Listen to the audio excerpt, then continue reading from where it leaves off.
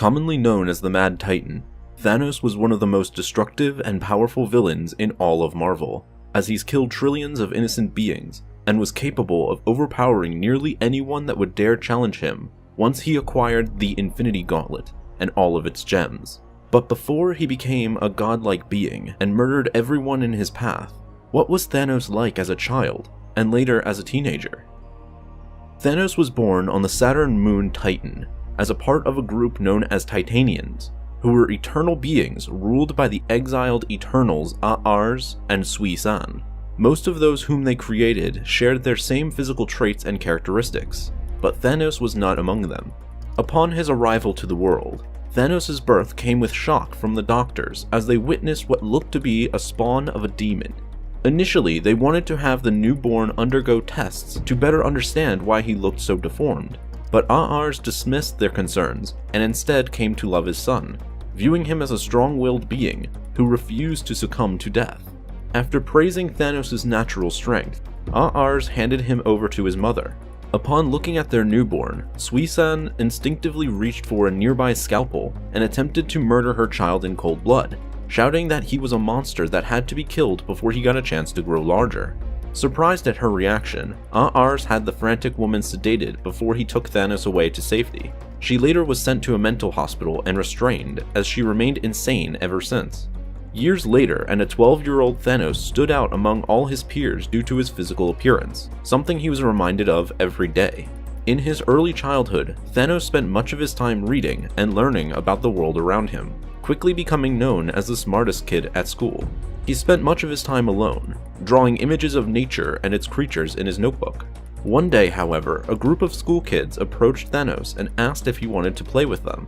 Surprised at finally being asked to be among them for the first time, Thanos excitedly accepted their offer and went off to play ball with them. While at home, Thanos frequently attempted to figure out the cause for his unique genetic makeup, so that he could better explain it to his fellow classmates back at school. He would ask his father if he knew anything that could answer his questions, but he would always either get straight up ignored or reminded that he was overly busy with his work and that he didn't have time for him or his questions. Thanos' relationship with his mother was no better, as at this point she was still confined to the mental institution and seemed to refuse to speak.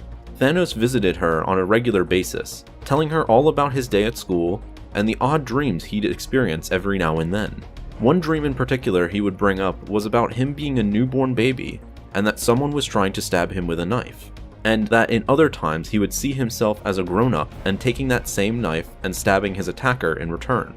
He had these same dreams nearly every night for the past 4 years, and it got so bad for him that he refused to sleep in order to not experience them anymore.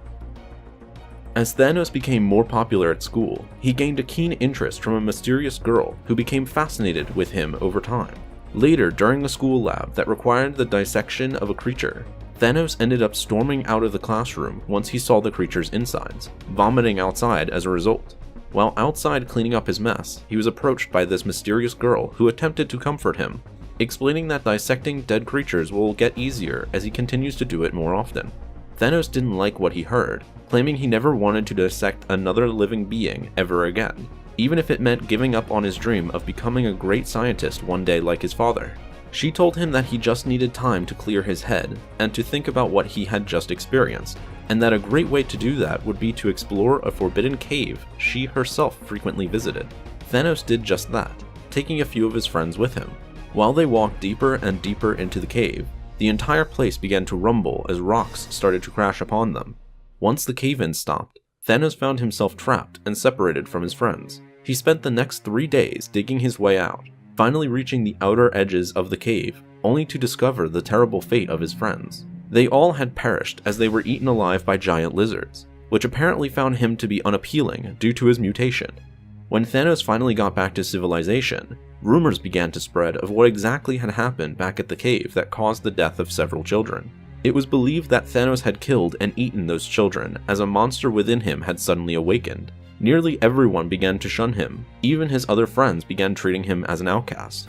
The only person to still talk to him was the girl who told him to go to the cave in the first place. She convinced him that if he truly cared for his friends that died, that he'd give into his hatred for the creatures that killed them, and destroy them as a way to avenge his friends. So armed with a knife, Thanos made his way back to the cave and unleashed his rage as he went on to slaughter every creature inside. All the while, the girl watched from a distance with glee.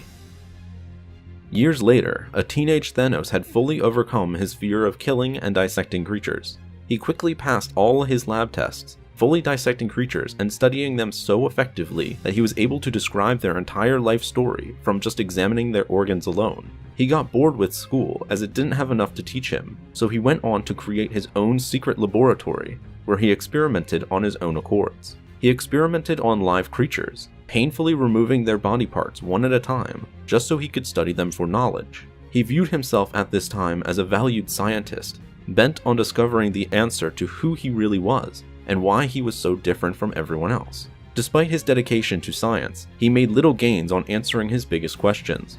His only friend now, the girl who's been at his side ever since his first killings, went on to convince him that he had to take his experiments to the next level if he wished to figure out who he truly was. Desperate in obtaining those answers, Thanos ended up kidnapping a young couple and brought them to his secret laboratory. He went on to dissect them just like he had done to all the animals before. Days later, people began to wonder where that couple had gone. Over time, it was believed they were murdered, which would have been the first time anyone had been murdered on Titan since the moon housed life. More and more children began to disappear, which began to cause alarm among the people. Thanos' father dismissed these concerns, believing that murder on his moon was impossible. But the same could not be said about Thanos' mother, who knew right away that it was her son who had been committing these heinous acts. She finally spoke to him, perhaps the first time since she returned home from her confinement, that she knew the monster he truly was. Thanos dismissed her statement, but then began to doubt himself. The next day, Thanos went out to the place he buried his victims and claimed he would burn their bodies and cease his experimentations on the people of Titan. The female friend asked if he had enjoyed what he had done, a question that offended Thanos, who claimed that he was a scientist, not a butcher that enjoyed senseless murder. After burning the last bodies, Thanos vowed to never kill again. 2 weeks later, and Thanos was back there again, burying his latest victim. He admitted that she was right, that he did enjoy killing. She reassured him that he shouldn't be ashamed of his actions, that he was just doing what was in his nature. Finally, after all these years, Thanos revealed his true feelings toward her. She was the only person in his life that understood him, who even tried to do so. He wanted to run away with her to someplace they could be together alone forever. He then tried to give her a hug, only to be slapped by her in return. She now knew she had full control over him as he admitted his love toward her. She then called him out for being weak and a coward, and for taking so long to finally accept who he was. That those who feared themselves were unworthy of love, but that he had potential to change all of that by fully embracing his twisted nature. And so Thanos did.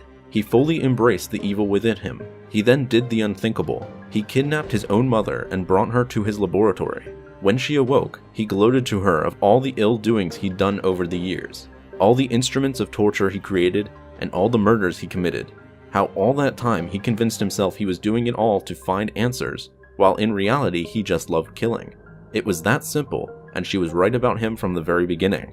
He then grabbed a knife and murdered her, cutting her up like all his previous victims. Once she was dead, Thanos recalled the day he was born and how she tried to kill him. He apologized to her, not for the murder, but that she failed to kill him when she had the chance. And after that, Thanos began to walk his conflicted path to attaining ultimate power, just so he could win the love of the girl who's always been at his side. Unknown to Thanos, however, she was in fact the manifestation of death, who had been casually manipulating him from the very beginning for her own sadistic agenda. Thanks for watching this episode of Hero History. Be sure to like and subscribe for more videos like this one. And as always, have a marvelous day.